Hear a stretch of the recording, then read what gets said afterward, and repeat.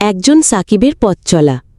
মাগুরার এক ছোট শহরে জন্ম নেয়া এক ছেলে, যার চোখে ছিল স্বপ্ন, লাল সবুজের পতাকা গর্বে উড়বে তার হাত ধরে। তার নাম সাকিব আল হাসান। ছোটবেলায় ক্রিকেটটা ছিল শুধু খেলার জন্য, কিন্তু ধীরে ধীরে তার রূপ নেয় প্যাশনে। স্কুল শেষে হাতে ব্যাট নিয়ে ছুটে যেত মাঠে, যেখানে প্রতিপক্ষ ছিল অনেক বড়, কখনো সময়, কখনো অভাব, কখনো সমাজের বাঁকা কথা। সাকিব জানত প্রতিভা থাকলে সুযোগ আসবেই, কিন্তু প্রস্তুত থাকতে হয় সব সময়। তাই দিনে খেলত, রাতে নিজেকে প্রস্তুত করত, মানসিকভাবে শারীরিকভাবে। ক্রিকেট নিয়ে স্বপ্ন দেখার পাশাপাশি পড়ালেখাও চালিয়ে যেতে হতো, কারণ পরিবার চেয়েছিল সে ভালো মানুষ হোক।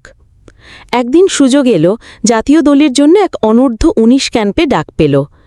সেখান থেকেই শুরু হলো তার পেশাদার ক্রিকেট জীবনের যাত্রা। কিন্তু শুরুটা মসৃণ ছিল না। অনেকেই বলেছিল সে তো শুধু ব্যাটিং পারে, বোলিং তেমন না। আবার কেউ বলেছে অতি আত্মবিশ্বাসী ছেলে। কিন্তু সাকিব জানত শুধু প্রতিভা নয়, কঠোর পরিশ্রমী একজন খেলোয়াড়কে বড় করে। একসময় জাতীয় দলে জায়গা করে নিল সেই মাগুরার ছেলেটি। সবাইকে চমকে দিয়ে একের পর এক অলরাউন্ড পারফরম্যান্স। ব্যাটে বলে সমান দক্ষতা দেখিয়ে উঠে এলেন বিশ্বসেরা অলরাউন্ডার হিসেবে।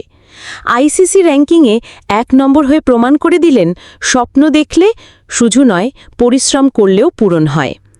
কিন্তু সাকিবের জীবনে ঝড়ও এসেছিল। নিষেধাজ্ঞা, বিতর্ক সব পেরিয়ে তিনি আবার ফিরে এসেছেন। কারণ তিনি জানেন চ্যাম্পিয়নরা পড়ে যায়, কিন্তু তারা আবার উঠে দাঁড়ায় আরও শক্ত হয়ে।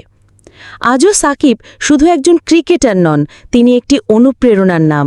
দেশের কোটি তরুণের হৃদয়ে তার জায়গা।